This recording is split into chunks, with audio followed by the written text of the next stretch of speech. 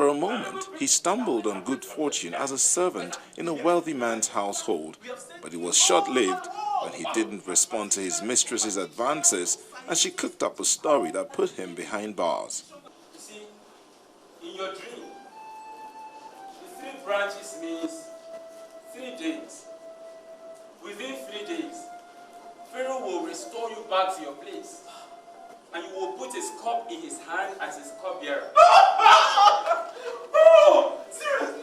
But please, sir, remember me when you get back to the palace. Seize that imposter! Yes, another imposter! It's only after the reward! It's okay. I hate him! Pharaoh! Your Highness! Sir! Your Highness is dead! You're going to die! He's not dead! Go and get him! Your Highness! Your Highness! The 2 dreams means the same thing. That there will be 7 years of plenty, followed by 7 years of famine, and Egypt will no longer be remembered as a land of abundance.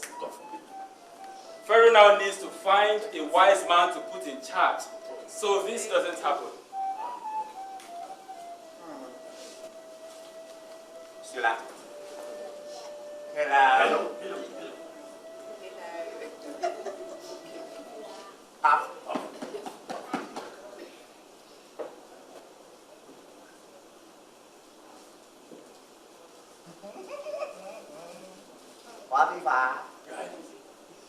I think I'm going to sleep again!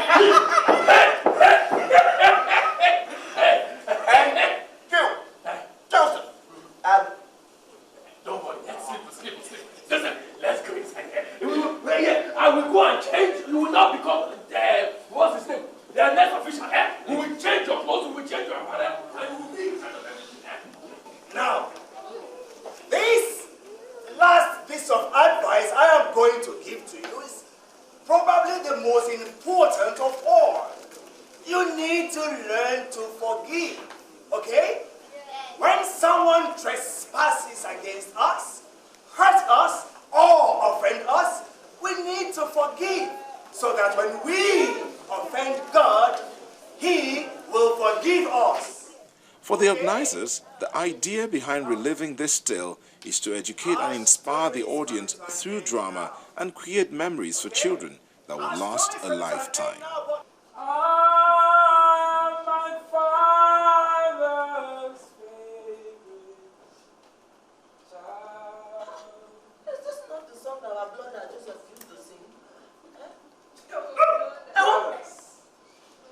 I, Joseph, standing in front of you. I am sorry I deceived you all. Joseph, you still love me. Joseph! Is it really true? Oh, come on, brother.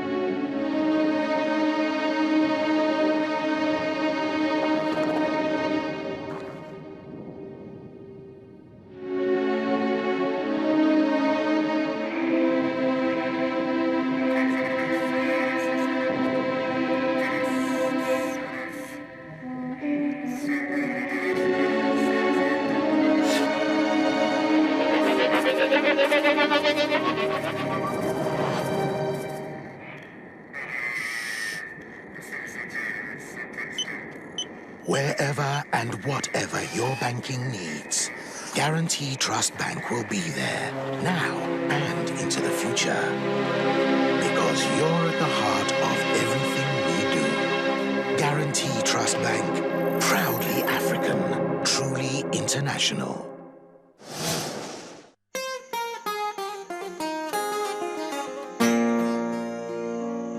Before you set your eyes on the artist, the work appears to be from someone far gone in years. But the reality is from Ghana. We see the beauty of watercolor through the eyes of 30-year-old Jonathan Agri, displayed at the Biodun Omolayo Gallery in Lagos.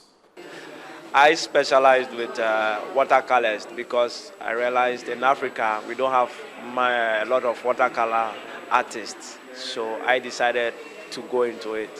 I faced a lot of challenges trying to master the medium, and it has been a long journey for me to come this far. This is another medium that artists should focus on.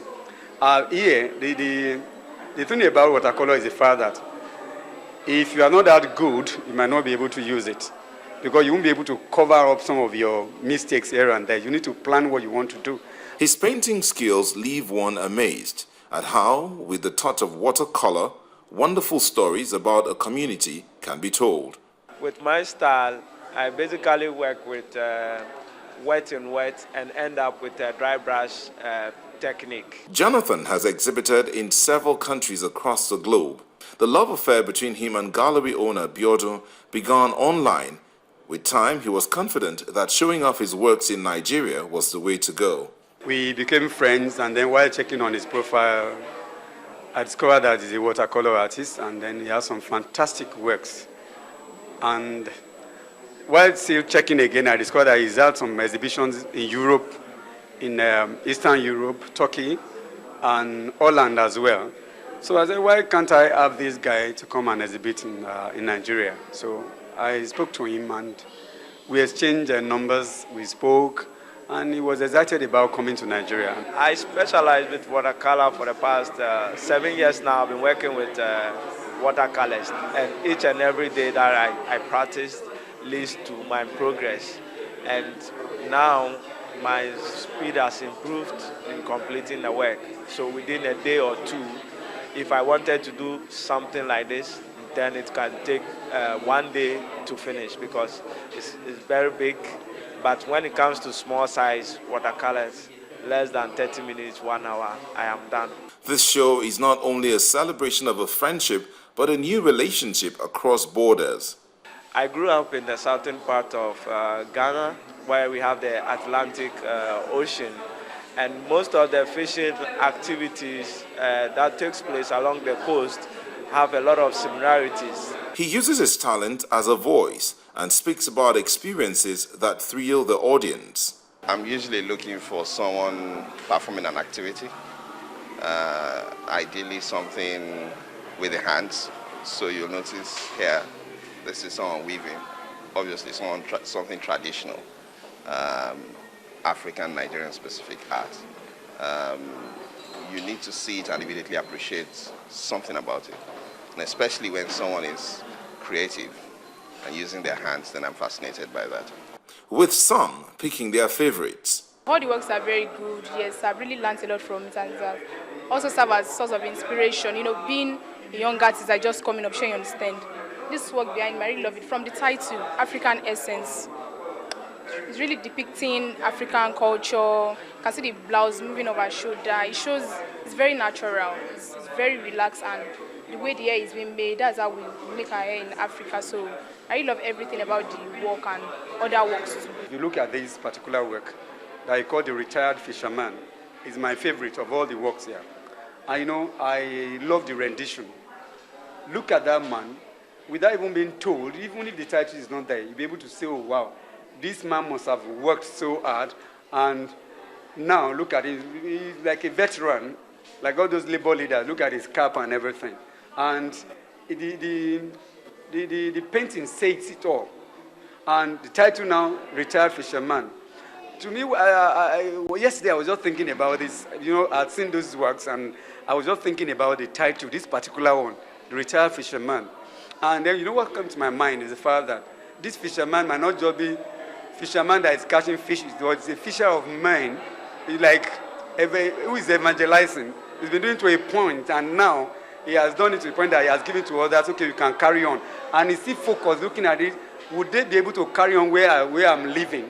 The artist has his favorite. It tells the story of some of the similarities you might see in Jamestown, Fishing Bay, Winneba, Apam, Anumabo, and so on and so forth. All the fishing activity. These are the popular things. Their canoes are the same, their nets, some are the same, and so on and so forth. And the one that was a bit of a challenge. In this particular work, it was quite a challenge because the technique that I was using involves a lot of time and patience, because you have to let one wash dry and you have to keep on spraying it with the spraying can with water, so that you get a lot of looseness in the picture.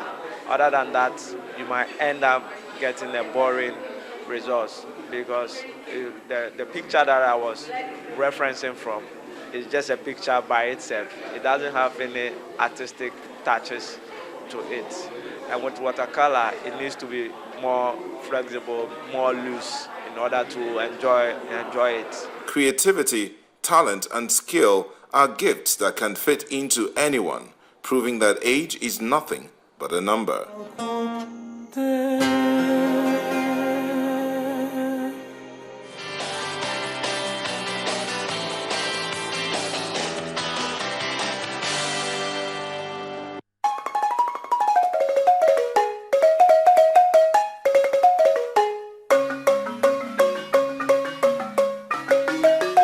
Guarantee Trust Bank, proudly African, truly international.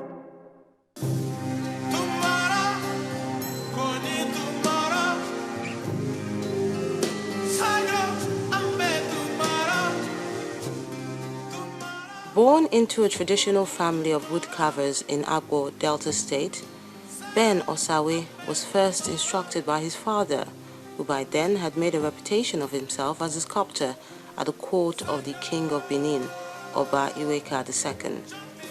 He mastered his God-given skill during his studies at the Camberwell School of Arts in the United Kingdom. In the 1960s, his works were exhibited at the Piccadilly Gallery in London, in company of great artists such as Henry Moore. He was one of the most outstanding Nigerian artists of his generation. He was chosen to represent Nigeria at the Commonwealth exhibition in Glasgow.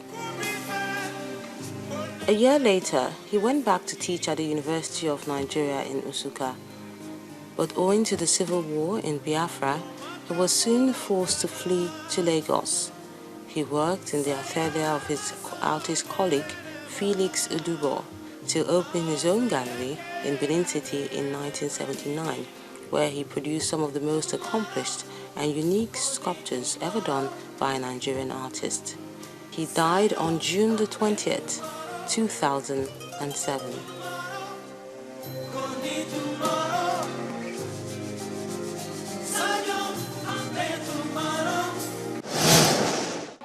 You can enjoy Art House on any of these platforms.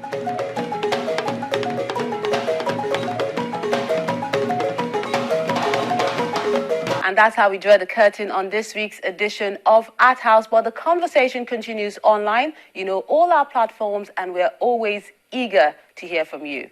I'm Melinda Akinlami. Have a lovely day.